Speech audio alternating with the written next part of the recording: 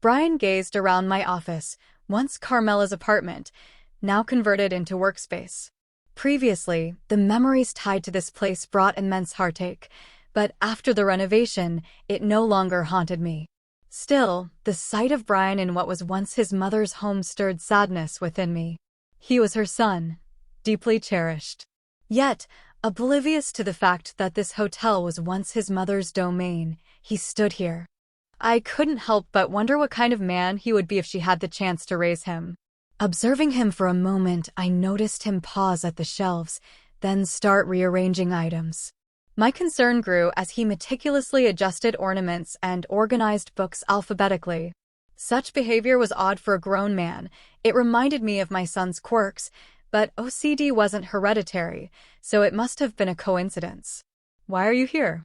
"I wasn't expecting you to stop by," I say, recalling his earlier threat to return the next day, yet here he stood. "I don't need a reason." "I own the city, or did you forget?" he retorts, his tone dripping with arrogance. I roll my eyes at his typical alpha attitude, believing the world owes them something just for being in their presence.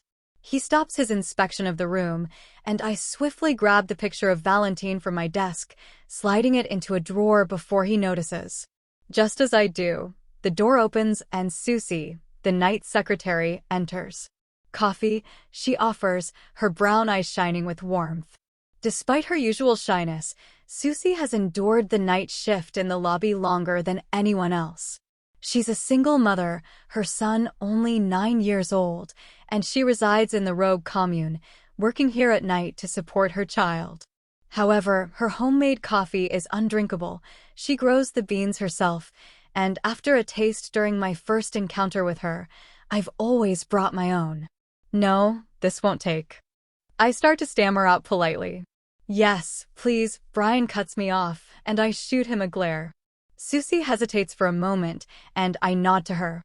Brian smirks triumphantly as I reluctantly acquiesce, but little did he know, he wouldn't enjoy what she brewed. "Now, if only you would give in that easily to the mate bond," he continues, his gaze fixed on me. "Not happening." "I don't need or want a mate," I assert firmly, but he only huffs in response. Pulling out the chair on the opposite side of my desk, he settles in, crossing his arms over his chest as he watches me intently. I fight off a shiver as my eyes involuntarily trace the contours of his muscular physique. "And why is that? What do you have against me?" "I am your mate, Jane. There's no escaping me, but why would you want to?" "I'm an alpha." "What kind of rogue are you?" "Most rogues would be begging for me to be their mate," Brian asserts, his tone laced with arrogance. "Not when you keep showing up uninvited. There's no escaping you, that's for sure." "Do I need to involve the authorities? Should I tell them I have a stalker?" I retort, my frustration evident.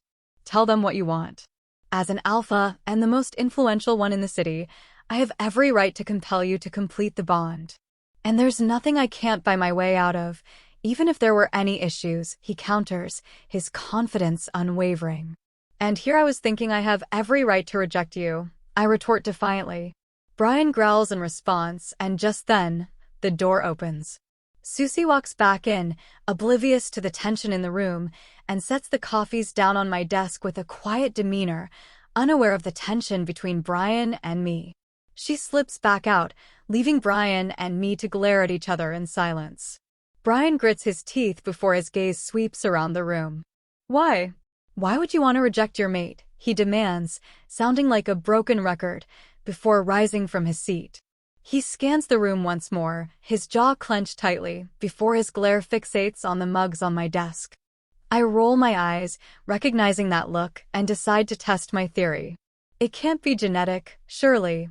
That's not possible. "I have my reasons," I reply cryptically. Opening the drawer under my desk, I retrieve 2 coasters that I had kept there for when Valerian occasionally visited. Valen lets out a breath of frustration as I hand him the coaster. Quickly, he places his mug on it and retakes his seat. "And what reasons are those?" he asks, his tone now calm, as if he hadn't just had a semi-meltdown over a coaster. "What?" I reply, looking up at him, momentarily distracted by his mere presence. I despise the way I feel around him. "Your reasons." Surely you wouldn't judge someone solely based on what's in the media, he repeats, snapping me out of my thoughts. Knowing my reasons won't change my decision, I assert firmly. Nor will it change mine, Valen growls, his resolve unyielding. Well, great chat, I announce, rising from my seat, but before I can take a step, I feel his aura wash over me. Sit down. You won't dismiss me so easily, he commands with authority, and my body obeys involuntarily, sinking back into the chair. Valen bites the inside of his cheek, frustration evident, while I shoot him a glare. It makes no sense. You should be able to resist me, yet you put up no fight at all, he muses, cocking his head to the side as he scrutinizes me. I am rogue, I declare defiantly, as if that should explain everything. Yes, but also my mate. You should have some kind of resistance to me, Valen mumbles, almost to himself. I remain silent. There's no resistance because my wolf is weak, all thanks to the man sitting across from me. I've been patient with you, Everly, he persists, his tone firm. You push, and I'll resent you for eternity, I retort sharply, causing him to recoil slightly. Do what? He inquires, confusion evident in his expression. You know what? You keep asserting your rights, you force me, and I'll ensure you regret it, I declare with a steely resolve. Valen reaches for his coffee, and I suppress a laugh by biting down on my tongue, watching as he takes a sip from the mug in his hand. If he wants to act like an annoying brat, he can drink it. Maybe I should warn him about Emily's coffee, but I quickly dismiss that thought, focusing back on the alpha who seems to believe he's God's gift to women.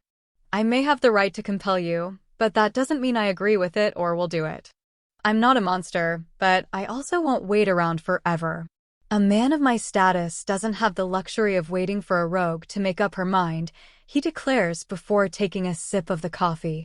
His cheeks puff out, and he gags, hastily covering his mouth with his hand as he retches, and then spits the coffee back into the cup. My God, what is that? It tastes ghastly, he exclaims. I can't help but chuckle at the expression on his face, and he raises an eyebrow at me in response. Do you serve this crap to your guests? Valen asks, gesturing towards his now discarded cup of coffee. I burst into laughter, unable to contain myself. Another wave of giggles overtakes me. Definitely not. It's reserved for cocky alphas only, I manage to snort out between laughs. Valen eyes my untouched mug with suspicion. What? He queries. She grows the beans herself, I explain, still struggling to contain my laughter. Well, she's not exactly a green thumb. It tasted awful. No amount of sugar could make that taste decent, he grumbles, shuddering in distaste. Meanwhile, I'm still in fits of giggles, causing him to stare at me as if I've lost my mind. Do you serve this stuff to your guests? Valen inquires, gesturing towards his now abandoned cup of coffee. I burst into laughter, struggling to compose myself as another wave of giggles overtakes me. Definitely not. It's reserved for cocky alphas only, I manage to snort out amidst my laughter. Valen eyes my untouched mug with confusion. What's so funny? Brian demands, clearly perplexed by my hysterical laughter. She fertilizes the plant with her own waste. I manage to choke out between fits of giggles, clutching my stomach at the horrified expression on his face. She does what? He exclaims, outraged, rising to his feet. You must be joking. You better be damn joking, Jane.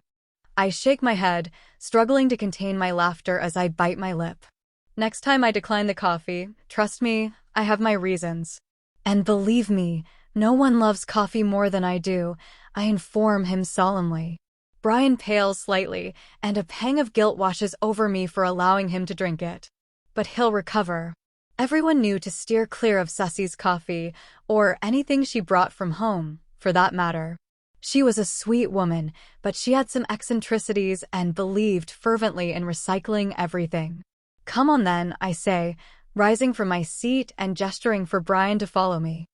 I can't believe you let me drink that, he snaps as he follows me out of my office and into the small kitchenette. How was the coffee? Susie asks cheerfully as we pass by. Brian seemed to enjoy it, I reply, and he growls softly behind me, his displeasure evident. Susie beams as if she just received the highest praise. I grow the beans myself, she announces proudly. Brian's hands clench at his sides, and he nods stiffly, offering her a strained smile. I gently nudge him towards the hallway leading to the kitchenette, and he follows reluctantly, closing the door behind him. "If you're going to feed me more crap, count me out," Brian declares before spotting the sink and rushing over to it. He rinses his mouth at the tap and dries his hands on a tea towel. Meanwhile, I rummage through the small fridge and pull out 2 sodas. "Not made from anyone's waste, are they?" he snaps at me. "No," I assure him, cracking open my soda and taking a sip. Brian follows suit, downing half the can in one go before glancing around. I roll my eyes and reach for a coaster beside him. However, as I do, his hand moves to my hip, and I glare at him, but he smirks back. "Hands off," I snap at him, attempting to grab the coasters from the shelf beside him. However, he pulls me closer before I can reach them.